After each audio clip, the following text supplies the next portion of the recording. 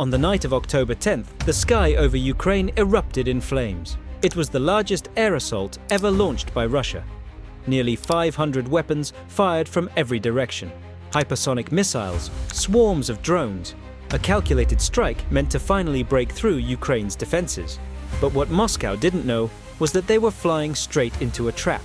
In this video, you'll see how Ukraine turned Russia's biggest attack into a nightmare for the Kremlin, revealing the strategy, the technology, and the precision behind an ambush that had been waiting all along. Between the night of October 9th and the morning of October 10th, Kyiv's defenses, along with those of nearby regions, faced one of the largest attack packages ever recorded. 497 threats launched against Ukrainian territory in just a few hours. It was a lethal orchestra made up of dozens of different systems, each requiring a distinct response. And that mix turned the defense into an almost impossible puzzle for Ukraine. Of the total, 465 were drones, many of them Iranian-made Shahed models. Swarms programmed to saturate sensor networks, force interceptors to burn through ammunition and open gaps. These drones don't fly alone. Some follow mass pre-programmed routes, others operate in small formations to exploit weak spots, and several carried small but effective warheads meant to disrupt critical points in the rear. The remaining 32 missiles were no less dangerous. Among them were high-performance ballistic and cruise missiles. 2 Kinzhals, capable of hypersonic speeds and near-stealth approaches, 14 Iskander M ballistic missiles, adapted for rapid penetration, and 12 Iskander K cruise variants, designed for precision at medium range. Each of these vectors carries a distinct signature profile in speed, altitude, and radar cross-section, meaning radars and interceptors have very different windows of opportunity to take them down. The offensive payload was launched from multiple directions. Vectors came from the north, east, and south, engaging different sectors and originating from dispersed Russian regions, including logistical hubs and bases in Kursk and Milarovo.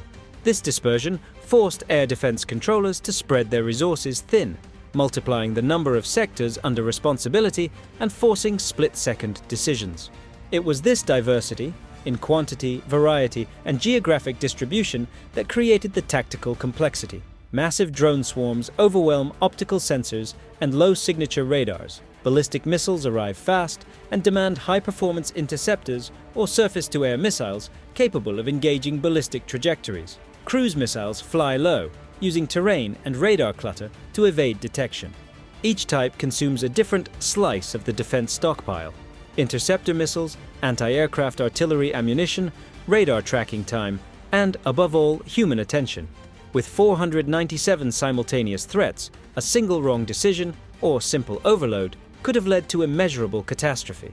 When the clock crossed into the early hours of October 10th, Russia believed Ukraine had finally reached the limit of its defensive capacity.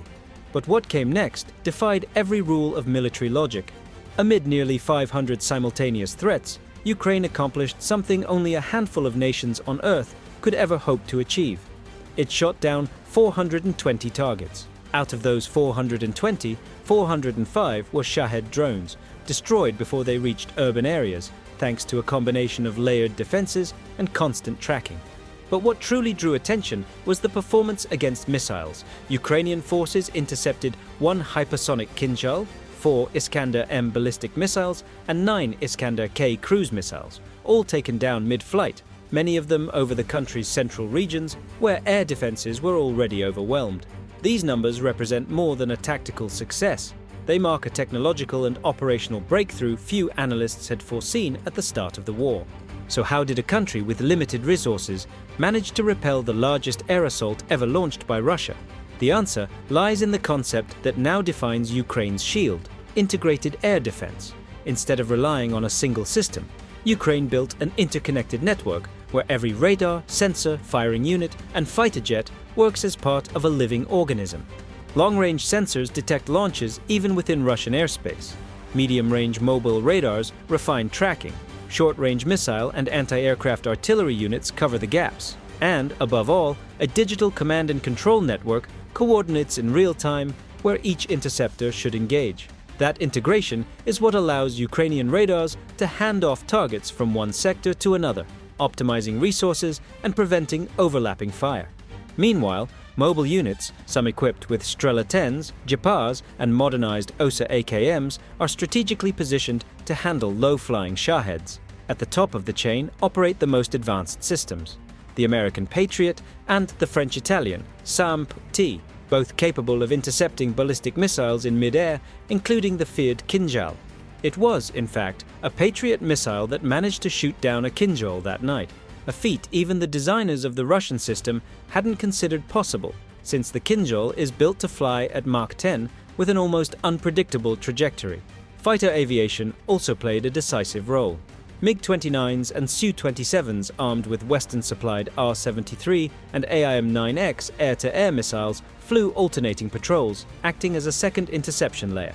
These fighters not only destroyed drones and cruise missiles that slipped past ground defenses, but also helped channel incoming targets, forcing them into predictable routes where anti-aircraft artillery was already waiting. But it wasn't just technology that made the difference, it was the evolution of the way Ukraine fights. At the start of the war in 2022, the first massive attacks plunged entire cities into darkness, and interception rates barely reached 30%. Radars were overloaded, batteries were slow to react, and Air Defense Command worked in a decentralized, almost manual fashion. Today, 3 years later, the picture is completely different. Ukraine operates under an integrated doctrine, supported by real-time Western intelligence and sensor coverage that spans nearly the entire country. The war has turned Ukraine into a laboratory of modern defense. After every attack, Ukrainian analysts study flight paths, frequencies, and electronic signatures to adapt algorithms and train operators. That process of continuous learning explains why even colossal strikes, like the one in September 2025, when 320 drones and 30 missiles were launched in a single night, now result in minimal damage. The October assault was not only the largest, but also the most successfully contained, and the impact was immediate.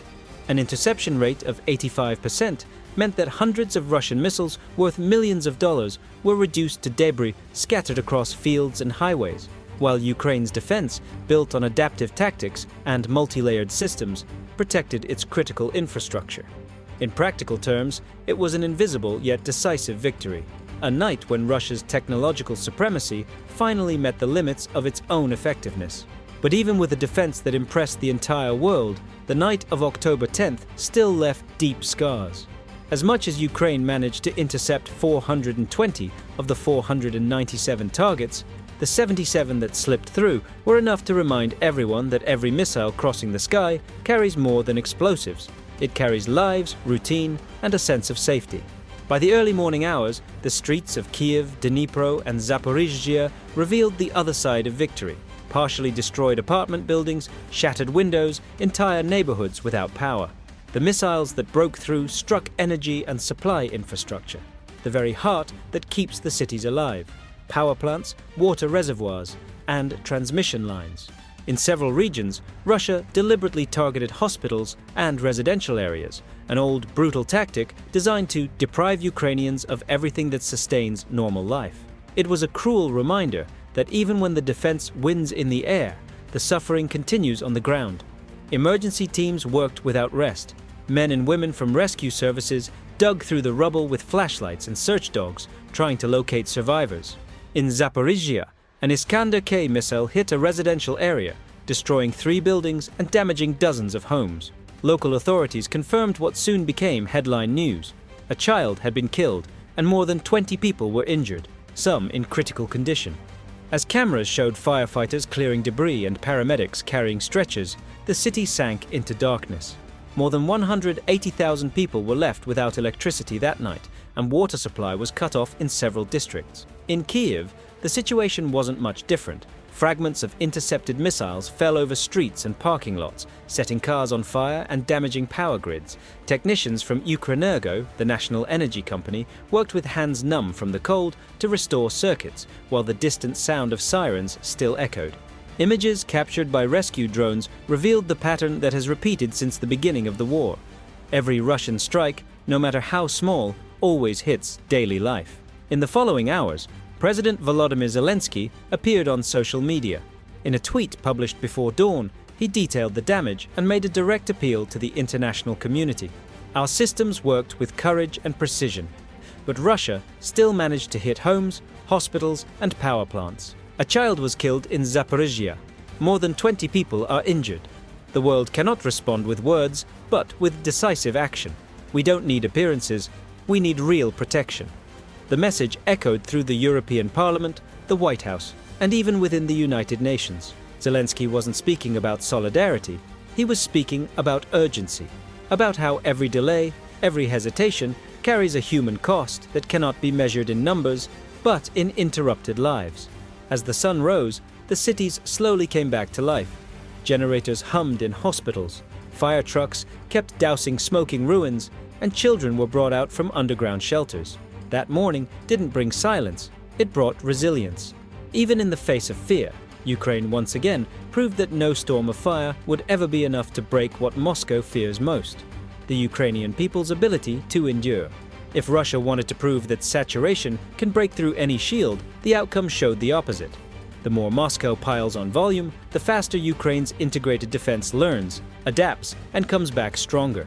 The Russian tactic of overloading radars and draining interceptor stockpiles works until the defending system learns the rhythm of the attack.